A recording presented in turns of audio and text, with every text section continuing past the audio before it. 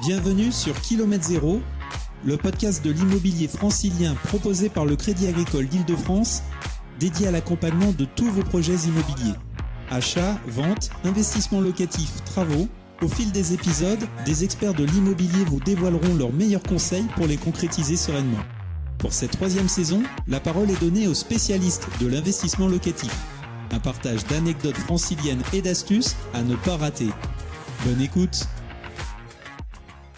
Aujourd'hui, nous allons évoquer une toute autre solution d'investissement locatif, peut-être un peu plus méconnue du grand public, mais je ne vous en dis pas plus pour l'instant car c'est Virginie, experte au sein du Crédit Agricole d'Île-de-France Immobilier, qui va nous en parler. Bonjour Virginie. Bonjour Sarah. Virginie, nous allons aborder ensemble une solution d'investissement immobilier très intéressante lorsque l'on souhaite limiter le risque ou que l'on a vécu de mauvaises expériences et que l'on a envie cette fois-ci de prendre des garanties efficaces. Alors effectivement Sarah, j'ai rencontré une cliente récemment à l'agence de Metz dans l'Essonne. Elle avait une certaine somme d'argent disponible sur ses comptes et souhaitait faire un placement rentable avec peu ou pas d'impôts. Alors elle en a parlé avec son conseiller lors d'un rendez-vous et il lui a proposé de rencontrer les experts de l'immobilier. C'est à ce moment-là que je suis intervenue. Donc la cliente venait de vendre des biens acquis lors d'une succession et qu'elle avait loués. Alors non sans stress puisqu'elle avait subi des dégradations et des loyers impayés. Elle sortait de cette expérience très lourde à vivre et elle n'était pas franchement convaincue et partante pour se lancer à nouveau dans un investissement locatif. Et en même temps, son argent qu'elle épargnait lui coûtait plus qu'il lui rapportait. Alors comme vous le savez peut-être, pour certains des livrets, les intérêts produits sont soumis à l'impôt sur le revenu et aux cotisations sociales. Donc le début du rendez-vous était assez froid, elle était très craintive et j'ai bien senti qu'elle ne se lancerait pas dans un projet s'il ne la rassurait pas complètement. Et ça peut se comprendre si elle a vécu des expériences traumatisantes. J'imagine que c'est le cas pour d'autres personnes qui nous écoutent. Alors que lui avez-vous proposé ?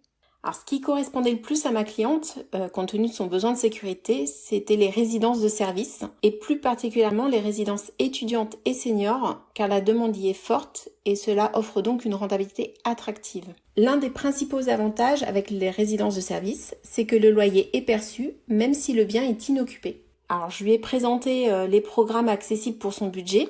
On peut investir dans une résidence étudiante à partir de 75 000 € et dans une résidence senior à partir de 140 000 €, ce qui représentait un investissement tout à fait envisageable pour ma cliente et ça l'a rassurée. Pour les résidences de service que nous proposons, on fait une sélection très stricte sur la base des critères suivants: qualité de construction, emplacement, niveau de service, mais aussi la solvabilité et le sérieux de l'exploitant gestionnaire. Car c'est bien avec ce dernier que la cliente signera son bail et c'est lui qui gérera la résidence, trouvera les locataires et versera les loyers. C'est donc important d'être accompagné pour faire le bon choix de résidence.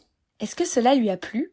Eh bien Sarah, elle s'est immédiatement projetée sur un programme étudiant et elle m'a demandé de réserver un lot à la fin du rendez-vous. Alors il s'agissait d'un programme neuf, donc avec des délais différés d'1 an, mais en général on peut être entre 1 et 2 ans. Et elle est contente puisque tous les 3 mois elle recevra un loyer de 700 €. Cela lui offre un complément de revenus et une sérénité sur son investissement. Elle ne serait pas allée de toute façon sans ces garanties. Ok, super. Alors est-ce que vous pouvez nous donner un peu plus d'informations sur cet investissement ? Alors ce type d'investissement, c'est comme placer sur un contrat d'assurance vie amélioré. C'est une solution qui s'envisage sur un long terme et qui permet de préparer sa retraite.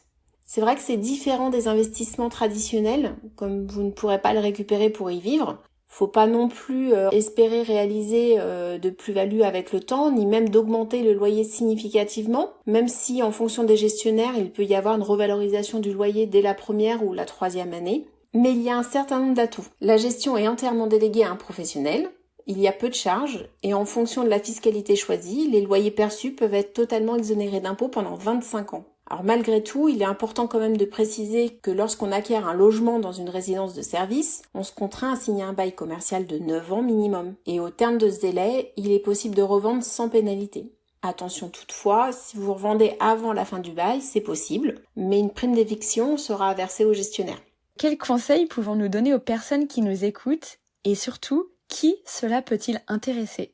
Alors, cela peut intéresser surtout les personnes qui ont de l'argent disponible sur un compte épargne et qui recherchent un investissement sur le long terme en vue d'un complément de revenus, tout en bénéficiant d'une certaine sécurité et sans alourdir leur impôt. Cela peut finalement se substituer à une assurance vie. Alors, comme j'aime bien dire, chaque client a des attentes différentes et chaque dispositif répond à des objectifs différents. Cela se joue souvent entre une défiscalisation, une constitution de patrimoine ou des revenus complémentaires. Mais je dirais, le mieux est de rencontrer un expert pour avoir un conseil personnalisé. Merci beaucoup Virginie, cela permet d'entrevoir des solutions auxquelles on ne pense pas. Merci, à bientôt. Cet épisode de Kilomètre Zéro, le podcast de l'immobilier francilien proposé par le Crédit Agricole d'Île-de-France, touche à sa fin. Si vous avez aimé, n'hésitez pas à le partager autour de vous. Vous pouvez aussi laisser 5 étoiles sur votre plateforme de podcast préférée pour permettre à d'autres de le découvrir. On se retrouve très vite pour un nouveau partage d'expériences et le plein de conseils qui va avec.